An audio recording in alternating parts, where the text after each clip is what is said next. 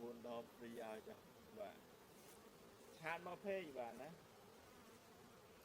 bạn chẳng nhom chạy lang vịnh á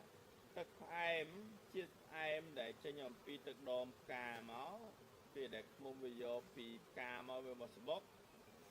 viết theo ban rùm lê để sạc cà phê hà bỏ viết cái hai ong xímហើយនៅពេលដែលវាមកដល់សបុកវានឹងខ្ជាក់អាទឹក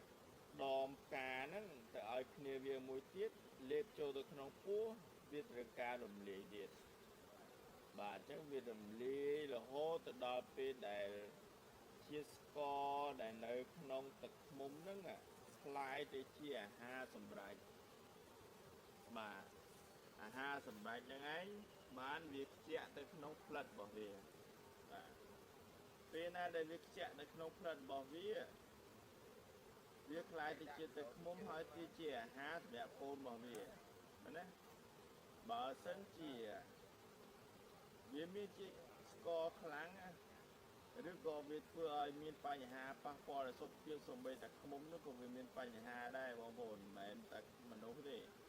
បាទណាអញ្ចឹងពេលណាដែលយើងយកវាមកប្រើដោយឆៅផ្ទាល់ហ្នឹងណាយើងច្រកឃើញយើងច្រកដបឃើញយើងច្រកឡើងប្រអប់ហ្នឹងយើងទៅលក់ហ្នឹងណាពេលដែលបងប្អូនយើងទៅប្រើហ្នឹងពេលដែលយើងបរិភោគចូលទៅកាពះរបស់យើងវានៅទី1វាអាអង់ស៊ីមរបស់កាពះឃ្មុំហ្នឹងណាវាទៅជួយរំលាយអាហាររបស់មនុស្សទៀតបាទបើយើងបរិភោគវាក្រោយអាហារវាជួយរំលាយអាហារដែលនៅក្នុងកាពះកាលណាយើងបរិភោគមុនវានឹងទៅជួយផ្សះបាទតំបន់ណាដែលមានរលាកបាទមានដៃរលាត់នៅក្នុងកាពះរបស់យើងហ្នឹងមានតបៅមានអីក៏វាជួយដែរ